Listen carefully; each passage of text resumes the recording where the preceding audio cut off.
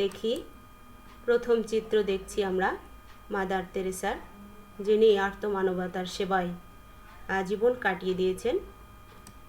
এর পরের চিত্রে আমরা দেখছি বেগম রোকেয়া, যিনি বাঙালির নারী শিক্ষার অগ্রদূত।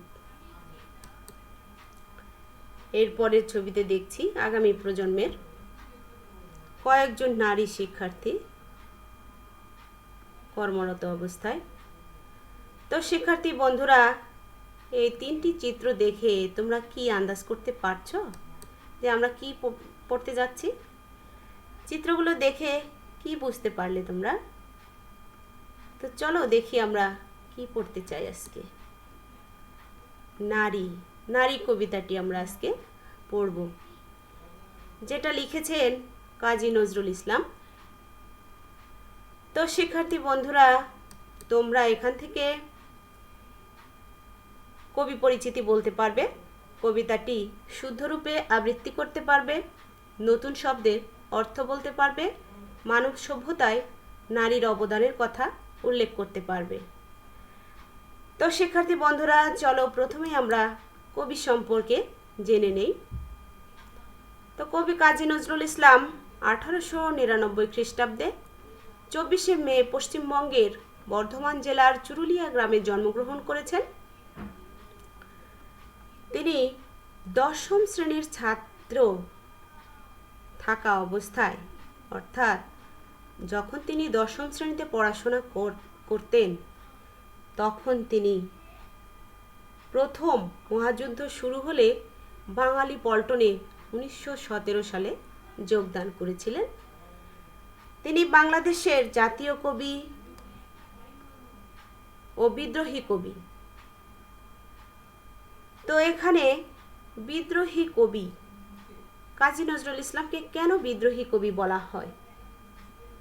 আমরা তার বিভিন্ন কবিতায় পরাধীনতা ও অন্যায়ের বিরুদ্ধে বিদ্রোহ উচ্চারিত হতে দেখি। অবিচার ও শোষণের বিরুদ্ধে তিনি প্রবল প্রতিবাদ করেন, এজন্যই তাকে বিদ্রোহী কবি বলা হয়। এরপর লক্ষ্য করো, গজল, খেয়াল ও রাগ প্রধান গানের জন্যে তিনি খ্যাতি অর্জন করেছিলেন। এরপরে 43 বছর বয়সে দুরারোগ্যে তিনি আক্রান্ত হন এবং তার সাহিত্য চর্চার ছেদ ঘটে এবং তিনি 1976 খ্রিস্টাব্দে 29শে আগস্ট মৃত্যুবরণ করেন। তো কবির আসলে বাংলা সাহিত্যের প্রত্যেকটা শাখায় তার অবদান রয়েছে, প্রত্যেকটা শাখায় তার অবদান বাংলা সাহিত্যে বিরাট ভূমিকা পালন করেছে। তার কবিতা অসাধারণ। তিনি সেখানে আরবি ফার্সি শব্দের ব্যবহার করেছেন প্রচুর। তো তিনি বাংলা সাহিত্যের জন্যে কি কি লিখেছেন সেটাও আমাদের জানা দরকার। তো চলো শিক্ষার্থী বন্ধুরা, সেটা সম্পর্কে আমরা জানব। কাজী নজরুল ইসলামের উল্লেখযোগ্য গ্রন্থ, প্রথমে আমরা কাব্যগ্রন্থ সম্পর্কে জানব। অগ্নিবীণা, বিষের বাঁশি, ছায়ানট, প্রলয় শিখা, চক্রবাক, সিন্ধু হিন্দল তিনি লিখেছেন। এরপরে উপন্যাসের মধ্যে রয়েছে বাঁধনহারা, মৃত্যু ক্ষোধা, কুহেলিকা। এরপর প্রবন্ধ গ্রন্থের মধ্যে রয়েছে যুগবাণী, দুর্দিনের যাত্রী, রাজবন্দির জবানবন্দি। এরপর গল্পগ্রন্থ ব্যথার দান, রিক্তের বেদন, শিউলিমালা। তো চলো শিক্ষার্থী বন্ধুরা, নারী, কাজী নজরুল ইসলাম। সাম্যের গান গাই, আমার চক্ষে পুরুষ রমণী, কোনো ভেদাভেদ নাই। বিশ্বের যা কিছু মহান সৃষ্টি চিরকল্যাণকর, অর্ধেক তার করিয়াছে নারী, অর্ধেক তার নর। বিশ্বে যা কিছু এলো পাপ তাপ বেদনা অশ্রু বাড়ি, অর্ধেক তার আনিয়াছে নর, অর্ধেক তার নারী। জগতের যত বড় বড় জয়, বড় বড় অভিযান, মাতা ভগ্নী ও বধূদের ত্যাগে হইয়াছে মহীয়ান। কোন রণে কতক্ষণ দিল নর, লেখা আছে ইতিহাসে, কত নারী দিল সিথির সিঁদুর, লেখা নাই তার পাশে। কত মাতা দিল হৃদয় উপাড়ি, কত বন দিল সেবা, বীরের স্মৃতি স্তম্ভের গায়ে লিখিয়া রেখেছে কেবা। কোন কালে একা হয়নি কো জয়ী, পুরুষের তরবারি, প্রেরণা দিয়াছে শক্তি দিয়াছে বিজয় লক্ষ্মী নারী। সে যুগ হয়েছে বাসি, যে যুগে পুরুষ দাস ছিল না কো, নারীরা ছিল দাসী। বেদনার যুগ, মানুষের যুগ, সাম্যের যুগ আজি, কেহ রহিবে না বন্দি কাহারও, উঠিছে ডঙ্কা বাজি। নর যদি রাখে নারীরে বন্দি, তবে এর পরযুগে আপনারই রচা ওই কারাগারে পুরুষ মরিবে ভুগে। যুগের ধর্ম এই, পীড়ন করিলে সে পীড়ন এসে পীড়া দেবে তোমাকেই। তো শিক্ষার্থী বন্ধুরা, তোমাদের জন্য আমার ছোট্ট প্রচেষ্টা কবিতাটি আবৃত্তি করেছি। কেমন লেগেছে শিক্ষার্থী বন্ধুরা অবশ্যই কমেন্ট করে জানাবে। তো এরপরে কবিতায় কিছু নতুন শব্দ আমরা পেয়েছি, যেগুলোর অর্থ আমাদেরকে অবশ্যই জানতে হবে। তো চলো শিক্ষার্থী বন্ধুরা সেগুলো আমরা জেনে নেই। প্রথমে সাম্য। সাম্য শব্দের অর্থ হচ্ছে সমতা বা সমান। এরপরে রয়েছে রণ। রণ শব্দের অর্থ হচ্ছে যুদ্ধ। এরপরে রয়েছে ডঙ্কা। ডঙ্কা শব্দের অর্থ হচ্ছে জয় ঢাক। আরো কিছু শব্দ রয়েছে, সেগুলো আমরা জানব। রচা। রচা শব্দের অর্থ হচ্ছে রচনা করা হয়েছে এমন। পীড়ন। পীড়ন শব্দের অর্থ হচ্ছে অত্যাচার। এরপর রয়েছে পীড়া। পীড়া শব্দের অর্থ হচ্ছে কষ্ট। তো আমরা নতুন শব্দের অর্থগুলো জানলাম, তোমরা অবশ্যই এগুলো মনে রাখবে। তো এরপরে আমরা কবিতাটি বিশ্লেষণ করব, ব্যাখ্যা করার চেষ্টা করব তোমাদের জন্য বোঝার সুবিধার্থে। তোমরা অবশ্যই মনোযোগ সহকারে শুনবে। প্রথমে আমরা চিত্রে দেখতে পাচ্ছি নারী পুরুষের সমতা। নারী পুরুষ একই সাথে তাল মিলিয়ে কাজে যাচ্ছে। তো কবি বলেছেন, সাম্যের গান গাই, আমার চোখে পুরুষ রমণী, কোনো ভেদাভেদ নাই। আসলেই কবি কাজী নজরুল ইসলাম ছিলেন সাম্যের কবি, সমতার কবি। তার চোখে বা দৃষ্টিতে নারী পুরুষ দুজনেই সমান। কবি নারী পুরুষের মধ্যে কোনো ভেদাভেদ দেখতে পাননি বা দেখতে চাননি। তো এরপরের দেখো কিছু চিত্র এখানে দেয়া আছে, সেখানে আমরা দেখছি নারী পুরুষ সবাই কাজ করছে, পাশাপাশি একই কাজ করছে। এরপরে দেখো, বিশ্বের যা কিছু মহান সৃষ্টি চিরকল্যাণকর, অর্ধেক তার করিয়াছে নারী, অর্ধেক তার নর। আমরা আসলেই দেখতে পাচ্ছি, চিত্রে যেমন দেখতে পাচ্ছি, বাস্তব জীবনেও তোমরা লক্ষ্য করবে, দেখতে পাবে অবশ্যই। বিশ্বের যা কিছু মহান সৃষ্টি, সব কিছুর পিছনেই নারী পুরুষের সমান অবদান রয়েছে। আসলে নারী পুরুষকে একটি গাড়ির দুটো চাকার সঙ্গে তুলনা করা হয়। সেখানে গাড়ির যদি একটি চাকা নষ্ট থাকে, তাহলে কিন্তু গাড়ি তার লক্ষ্যে পৌঁছাতে পারবে না। ঠিক সেই রকম আমাদের পৃথিবীতে নারী পুরুষ সে অবদান কোনো অংশেই কম নয়। তো এরপরে দেখি কি দেখতে পাচ্ছি চিত্রে, মনে কষ্টে ভোগা নারী পুরুষের ছবি। বিশ্বে যা কিছু এলো তাপ পাপ তাপ বেদনা অশ্রু বাড়ি, অর্ধেক তার আনিয়াছে নর, অর্ধেক তার নারী। আসলে পৃথিবীতে যত পাপ তাপ বেদনা অশ্রু বাড়ি যা কিছু এসেছে সব কিছুই কিন্তু অর্ধেক নারী এনেছে আর অর্ধেক নর এনেছে। এখানেও আমরা সমান অবদান দেখতে পাই। তো আরেকটি চিত্রে আমরা কি দেখতে পাচ্ছি, বিজয় পতাকা হাতে একজন শিশু দৌড়ে যাচ্ছে। তো দেখো, জগতের যত বড় বড় জয়, বড় বড় অভিযান, মাতা ভগ্নী বধূদের ত্যাগে হইয়াছে মহীয়ান। আসলে আমরা একটু লক্ষ্য করলে দেখতে পাই পৃথিবীতে যত বড় বড় অভিযান আছে সবখানেই কিন্তু নারী পুরুষের সমান অবদান রয়েছে। তোমরা একটু খেয়াল করলে দেখতে পাবে আমাদের যে মুক্তিযুদ্ধ, দীর্ঘ 9 মাস মুক্তিযুদ্ধে আমরা স্বাধীন জাতি হিসেবে প্রতিষ্ঠিত হয়েছি, সেখানে কিন্তু নারী পুরুষের রয়েছে সমান অবদান এবং মাতা ভগ্নী বধূ সবাই কিন্তু এখানে অবদান রেখেছেন।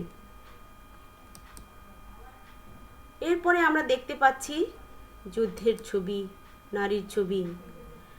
তো কোন রণে কত খুন দিল নর, লেখা আছে ইতিহাসে, কত নারী দিল সিথির সিঁদুর, লেখা নাই তার পাশে। আসলে আমাদের সমাজে নারী পুরুষের অবদানকে সমান চোখে দেখা হয় না। অনেক ক্ষেত্রে আমরা লক্ষ্য করি সমান অবদানের পরেও নারীকে মূল্যায়ন করা হয় কম, আর পুরুষের মূল্যায়ন সেখানে বেশি করা হয়। আবার সমান অবদান রয়েছে, কিন্তু ইতিহাসে পুরুষের অবদান যতটা লেখা থাকে নারীর অবদান ততটা লেখা হয়নি। তো এরপরে দেখো, এখানেও নারীর চিত্র, সেবারত অবস্থায় নারীরা কত মাতা দিল হৃদয় উপাড়ি, কত বোন দিল সেবা, বীরের স্মৃতি স্তম্ভের গায়ে লিখিয়া রেখেছে কেবা, কোনো কালে একা হয়নি কো জয়ী, পুরুষের তরবারি, প্রেরণা দিয়াছে শক্তি দিয়াছে বিজয় লক্ষ্মী নারী। আসলে প্রত্যেকটা বিষয়ে, প্রত্যেকটা বড় বড় জয়ের পিছনেই নারীদের অবদান রয়েছে। সেখানে কোনোভাবেই পুরুষ কিন্তু একা জয়লাভ করতে পারে না। সেখানে প্রত্যেকটা পুরুষের বিজয়ের পিছনে প্রেরণা দেয়, শক্তি দেয় কিন্তু বিজয় লক্ষ্মী নারীরা। সেগুলো আমরা দেখতে পাই না, সেগুলো আড়ালেই থেকে যায়। তো এরপরে দেখো, সে যুগ হয়েছে বাসি, যে যুগে পুরুষ দাস ছিল না কো, নারীরা আছিল দাসী। আসলে আমরা এখনো দেখতে পাই অনেক ক্ষেত্রে নারীরা দাস হিসেবে কাজ করে, কিন্তু কবি বলেছেন সে যুগের অবসান হয়েছে, সে যুগ আর চলবে না নারীদের উপর নির্যাতন, এখন সম অধিকারের যুগ। তো দেখো, বেদনার যুগ, মানুষের যুগ, সাম্যের যুগ আজি, কেহ রহিবে না বন্দি কাহারও, উঠিছে ডঙ্কাবাজি।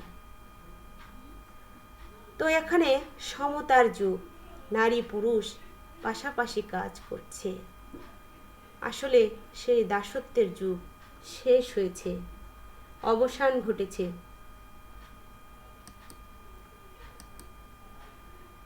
নর যদি রাখে নারীরে বন্দি, তবে এরপর যোগে আপনারই রচা ওই কারাগারে পুরুষ মরিবে ভুগে।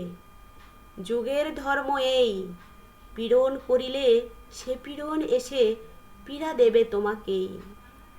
আসলে আমরা জানি নারীর উপর অত্যাচার আর চলবে না, তার অধিকার ক্ষুণ্ণ করা আর চলবে না, তাকে সমান মর্যাদা দিতে হবে। এখন সেই পীড়নের যুগ আর সেই দাসত্বের যুগ কিন্তু এখন আর নেই। এখন এসেছে সমতার যুগ। এখন নারী পুরুষ সবাইকে সুন্দর ও উজ্জ্বল ভবিষ্যতের জন্য একসাথে কাজ করতে হবে। তো শিক্ষার্থী বন্ধুরা, আজকে পাঠ থেকে তোমরা কি কি শিখতে পারলে, কবি সম্পর্কে জানতে পারলে, শব্দার্থ জেনেছো, কবিতা শুনেছো, ব্যাখ্যা শুনেছো। এরপর দেখি তোমরা কতটুকু শিখেছো। প্রথমে বহুনির্বাচনী প্রশ্ন। 1 নম্বর প্রশ্নে আছে মৃত্যু ক্ষুধা কোন ধরনের গ্রন্থ? নিশ্চয়ই তোমরা উত্তর দিতে পেরেছ। তারপর আমরা একটু মিলিয়ে নিই। উপন্যাস, উপন্যাস হচ্ছে আমাদের মৃত্যু ক্ষুধা লেখাটি। এরপর দ্বিতীয় প্রশ্ন হচ্ছে ডঙ্কা। ডঙ্কা শব্দের অর্থ কি? তোমরা আগেই জেনেছ, এরপরও আমরা মিলিয়ে নিই। জয় ঢাক। এরপরে আরও 2-1টি প্রশ্ন রয়েছে, দেখি। 3 নম্বর প্রশ্ন, নারী কবিতায় আমাদের সমাজের কোন দিকটি ফুটে উঠেছে? নিশ্চয়ই তোমরা বুঝতে পেরেছ। তারপরও দেখি, নারী ও পুরুষের সমতা বিধান করতে চেয়েছেন কবি কাজী নজরুল ইসলাম নারী কবিতায়। এরপরে 4 নম্বর প্রশ্ন, সবার জন্য সমান অধিকার প্রকাশে উপযুক্ত শব্দ হলো। এখানে 3টি উত্তর দেয়া আছে, সমতা, প্রগতি, সাম্য। নিচের কোনটি সঠিক আমরা চলো দেখে নিই। 1 ও 3 নম্বর সঠিক, সমতা ও সাম্য। যদিও সমতা সাম্য একই অর্থ প্রকাশ করে। তো এরপরে আরও 2-1টি প্রশ্ন তোমাদের জন্য। কবি কাজী নজরুল ইসলাম কত খ্রিস্টাব্দে জন্মগ্রহণ করেন? নিশ্চয়ই তোমাদের মনে আছে, 1899 খ্রিস্টাব্দে। এরপরে ব্যথার দান কোন ধরনের গ্রন্থ? গল্প গ্রন্থ, কবি নজরুল ইসলামের গল্প গ্রন্থ। পীড়ন শব্দের অর্থ কি? অত্যাচার। বীরের স্তম্ভের গায়ে কার সেবার কথা লেখা নেই?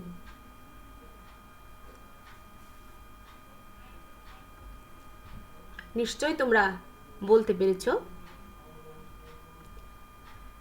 এখানে কত বোন, কত মা তাদের হৃদয় উপাড়ি দিল এবং সেবা প্রদান করলো, সেই কথাগুলো বীরের স্মৃতিস্তম্ভে লেখা নেই। এরপর শিক্ষার্থী বন্ধুরা, তোমাদের জন্য রয়েছে বাড়ির কাজ। তোমরা অবশ্যই লিখে নিবে এবং কাজটি করবে। তো বাড়ির কাজ, যুগের ধর্ম এই, পীড়ন করিলে সে পীড়ন এসে পীড়া দেবে তোমাকেই। পংক্তি দুটি বিশ্লেষণ করো। এটি তোমাদের বাড়ির কাজ। নিশ্চয়ই তোমরা করবে কাজটি সুন্দর করে। তো ধন্যবাদ সবাইকে। সবাই ভালো থাকবে, সুস্থ থাকবে। আল্লাহ হাফেজ।